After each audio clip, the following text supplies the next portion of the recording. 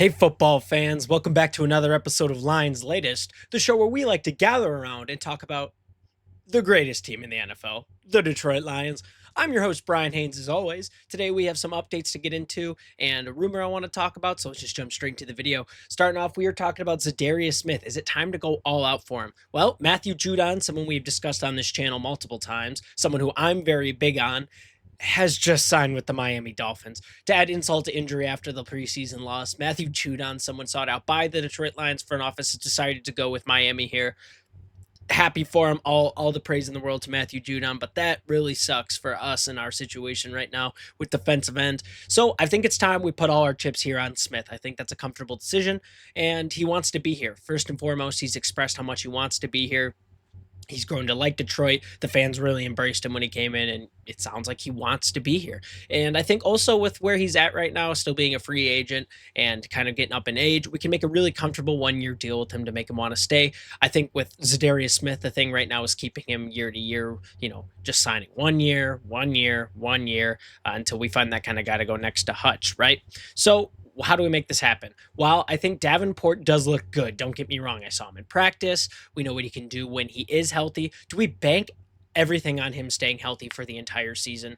We know what's happened in years past with him, and I don't think necessarily that's a smart front office decision just to put all our eggs into not one basket, but it's the basket is split here with a guy that tends to get injured. So I say we prepare to have one great depth, especially now that Hassanin's injury may be season ending, right? That pec injury, that chest injury we talked about, but also just having good depth is never a bad thing. If Davenport does go down, Zadarius Smith being the backup or vice versa, that's pretty solid, depth at that position. If you ask me, position where almost every play you are getting hit, you are creating contact. It is one of those positions where injuries can happen randomly. We saw with Aiden Hutchinson, a guy who we thought was going to go for Defensive Player of the Year, just snapped his leg in half, which was gnarly to watch, but also devastating for the team and for viewers watching, because we still won that game, no problem.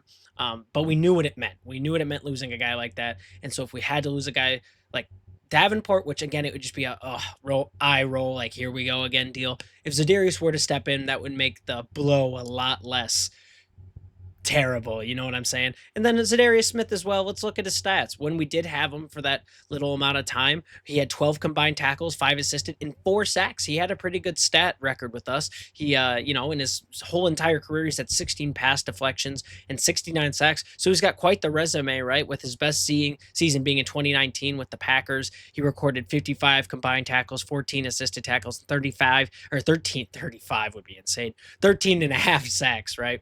And, it dwindles a little bit. When he was with the Browns, he was all right working along Myles Garrett. But now we have a chance to really put him on a team for a full season alongside Aiden Hutchinson, right? When he was here to not replace, but stand in for Hutch, basically. And now that he's healthy, if we get him for an entire season to let him kind of grow, develop, learn the new system with the new coach, I think him and Hutch would absolutely be disgusting together. But that's just my opinion here. Plus, we have guys to already fill in for the run because he's not the best against the run, but our defensive tackles are there as well. And we have some outside linebackers who are really, really good at stopping the run. I see this as a just great pickup. I know I definitely had some doubt talking about Trey Hendrickson, especially now that that the Bengals are open to trade with him. Salary cap, I don't know about that one. We have guys we need to sign now, especially Hutch. That one's coming up, right? And we'd have to sign him for a long-term thing. There was some stuff about Matthew Judon we talked about. That didn't end up working out, obviously. And I think now Zadarius is really our best bet. We have a guy who wants to be here, and that gives us some leeway in negotiating and getting a deal that really is comfortable with us while still having a guy like him on the team. That's just my opinion on that one, though. We've talked about Zadarius Smith a lot, and I think now is better than ever to really kind of cash in our chips on a guy like that. But let me know what you guys think. Are there still better options out there? I've definitely had some questionable pickups and some questionable trade rumors for other guys, but I really think now that Zadarius Smith is our guy and we do need to just go grab him. Which kind of leads us into our next topic when we're talking about if Brad Holmes is going to just go ahead and sign a stud free agent. He's really good at grabbing guys who might not necessarily come off as fantastic, but then they're amazing. St. Brown, for instance, right? He was one of those guys who fell and then ended up being fantastic for us. We got injured guy like Jamison Williams, who, you wait a little bit. Now he's coming back and showing us really what he can do. I wouldn't count Hutch as that. Hutch, we knew what we were getting with a guy like Hutch. But this has been Brad Holmes' whole thing. And while sometimes it works out fantastically, some of his other guys he's taking chances on have just not really done anything for us. And so now it's being asked, are you just going to go out and do it? Many supporters, including myself, are wondering if the team will be aggressive with this at any point in the season and inquiring an external free agent. Then Brad Holmes was asked by the media if he was going to start adding studs to the roster after having a history of, going on these gambles. Brad Holmes wanted to make it clear that he was not afraid if the time was right to make a move to improve the 53-man roster.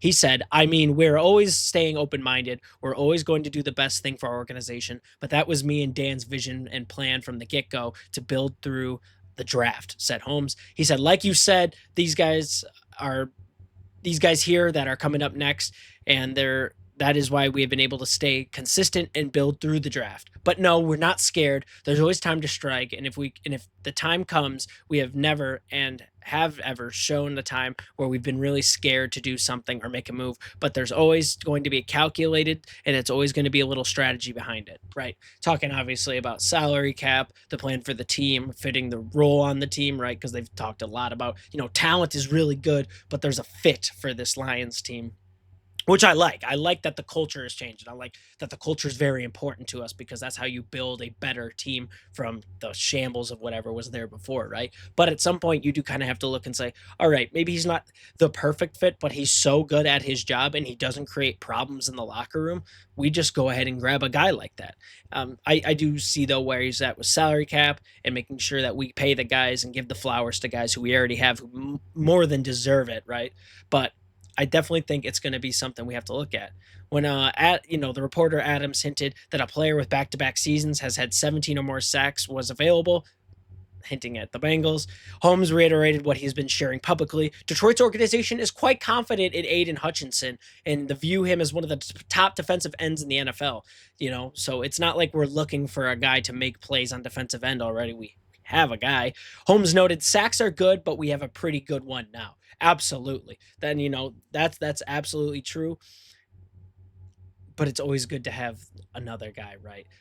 Having an unstoppable defense, right? And that's why I think Zadarius Smith comes in a little bit. Trey Hendrickson, I think I know, and I think I speak for a lot of Lions fans when I say it's kind of unaffordable right now, especially with the position we're in with some of our other guys. But looking for other guys is going to be totally, totally necessary if we want to go to that next level after losing two of our super talented coordinators, right? Just saying, I think Aiden Hutchinson is very capable. I think Holmes says it well there, perfectly there, that Hutchinson is very capable. He is definitely our number one guy when it comes to making pass rushing plays on defense. But grabbing other people in those other positions that balance that out is going to be super important as well. I think linebackers were fine. I think corners were great. We went and grabbed DJ Reed. That was an example of when we're not afraid to go make a move for what we need. I think safeties are good as long as they stay healthy. I think Avonte Maddox will be fine stepping up if he needs to be. But there's always the position of there's a guy out there that we can grab. And it's not a younger guy. It's not a guy we can develop. He's already been developed, but he's a stud and we know he's a stud. Do we just go grab him? That really hasn't seemed like it's been a thing the Lions have focused too much on. It's just going and looking in the free agency. That's not really something we've seen, right? Zadarius Smith was a good example of when it happened, obviously, but we really looked to build internal and then develop these guys, which I think is really great. But sometimes there is a position where you just need to go and grab a dude. Let me know what you guys think on this one, because I think I trust Brad and Dan to do what they've continued to do and grow this organization into something we really haven't seen in a long, long time from the Lions organization, building this team up and everything they've done so far. But do you think at some point they do need to go out and just grab a guy to make our team better right off the bat? Let me know what you guys think. This is definitely a interesting topic because you're battling the system that works versus the system that we kind of know will work if we do grab the right guy. Let me know what you guys think. We're going to talk about something a little more lighthearted here, which is players getting activated. We like to do a lot of injury talk on this channel because we've had the injury bug for most of the, preseason, the training camp. But now we have some activations, finally some good news for Detroit Lions fans to look forward to. First of all, being Laporta is back at practice. He was dealing with that hamstring injury last Wednesday with the Dolphins. Dolphins, and now he's kind of showing that he's back and good to go. They weren't sure if this was going to be a multi-week thing or it was just going to be a day-to-day thing. It seems like he's been back and been all right. So as long as he takes care of it, we have our starting tight end. I obviously trust Brock Wright. I almost said Brock Bowers. Brock Wright and Shane Zylstra. I trust those guys a ton because they've been given a lot of responsibility in the last few years, and it's been more and more and more. But we need our vertical threat guy in Sam Laporta, especially with how much more involved he's going to be this year, focusing more on the passing game. Everyone's talking about this is going to be his bounce back year after having that phenomenal rookie year, just kind of not quiet, but quieter last year. And now I think this is going to be his year to really step up and go back to where he knows he can be at. So good to see that his hamstring's doing well. Good to have Laporta back in the mix. Taylor Decker is back to full reps, right? Hey, awesome. We need that left tackle position filled right now. Taylor Decker is going to be there to handle things, but I still think he should be sharing his reps with Skipper just in case, right? You don't want that shoulder to be any kind of tender before week 1 against the Packers. That's going to be a really big game.